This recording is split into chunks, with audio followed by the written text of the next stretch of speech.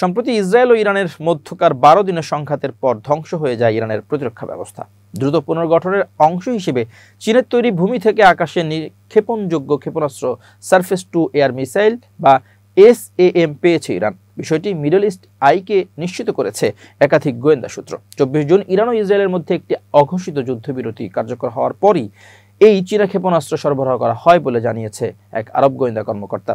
আরেকজন আরব কর্মকর্তা নিজের পরিচয় গোপন রেখে জানান, যুক্তরাষ্ট্রের আরব মিত্র রাষ্ট্রগুলো ইরানের এই প্রতিরক্ষা পুনর্গঠনের প্রচেষ্টার ব্যাপারে অবগত এবং হোয়াইট হাউস এই সম্পর্কে জানে। তেল দিয়ে এই ক্ষেপণাস্ত্রের দাম পরিশোধ করেছে ইরান। ইরান ঠিক কত সংখ্যক SAM ক্ষেপণাস্ত্র পেয়েছে তা নির্দিষ্ট করে জানানো হয়নি। এক আরব কর্মকর্তা জানিয়েছে, ইরান এই অস্ত্রগুলো মূল্য পরিশোধ করেছে তেল সরবরাহের মাধ্যমে। উল্লেখ্য, চীন ইরানি তেলের সবচেয়ে বড় ক্রেতা। যুক্তরাষ্ট্রে জ্বালানি তথ্য প্রশাসনের মে মাসের এক প্রতিবেদনে বলা হয়েছে, ইরানের 90% বেশি অপরিশোধিত ও কনডেনসেট তেল রপ্তানি হয় চীনে। যুক্তরাষ্ট্রের নিষেধাজ্ঞা সত্ত্বেও গত কয়েক বছর ধরে চীন রেকর্ড পরিমাণ ইরানি তেল আমদানি করেছে এবং মালয়েশিয়া ও অন্যান্য দেশকে ট্রান্সশিপমেন্ট হাব হিসেবে ব্যবহার করে এসব তেলের উৎস গোপন রাখা হচ্ছে। ওই দ্বিতীয় আরব কর্মকর্তা আরও বলেন, ইরানিরা খুব সৃজনশীল উপায়ে বাণিজ্য করে। চীনা SAM সরবরাহ কেবল অস্ত্র লেনদেন নয়, বরং এটি চীন ইরান সম্পর্ক আরও গভীর হওয়ার ইঙ্গিত দিচ্ছে। যদিও সাম্প্রতিক সংঘর্ষের সময় চীন ও রাশিয়াকে কিছুটা নির্লিপ্ত মনে হয়েছে, তবুও এই সরবরাহ দেখাচ্ছে বেইজিং এখন তেহরানের ঘনিষ্ঠ কৌশলগত মিত্র হিসেবে এগিয়ে আসছে। ইসরায়েলের আকাশে আধিপত্য, তবুও পাল্টা হামলা চালাতে সক্ষম ইরান।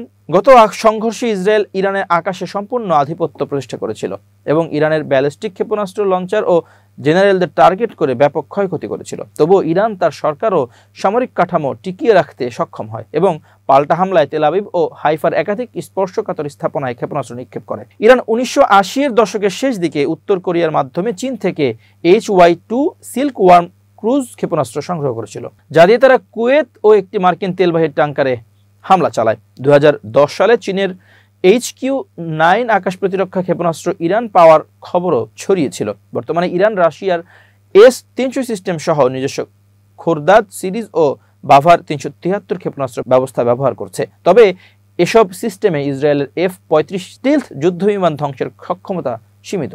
চীন এর আগে পাকিস্তানকে HQ-9 ও HQ-16 সিস্টেম সরবরাহ করেছে।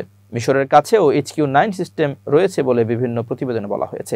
ইরান ইসরায়েল সাম্প্রতিক সংঘর্ষের পর তেহরান যেভাবে চীনা SAM সংগ্রহ করে প্রতিরক্ষা ঘাটতি পূরণে এগিয়ে যাচ্ছে, তা মধ্যপ্রাচ্যে ভূরাজনৈতিক উত্তেজনা আরও বাড়াতে পারে। তেলের বিনিময়ে অস্ত্র সংগ্রহ, চীনের সরাসরি সহায়তা আর ইসরায়েল ও যুক্তরাষ্ট্রের উদ্বেগ, সব মিলিয়ে ইরানকে ঘিরে নতুন কৌশলগত দ্বন্দ্বের ইঙ্গিত মিলছে।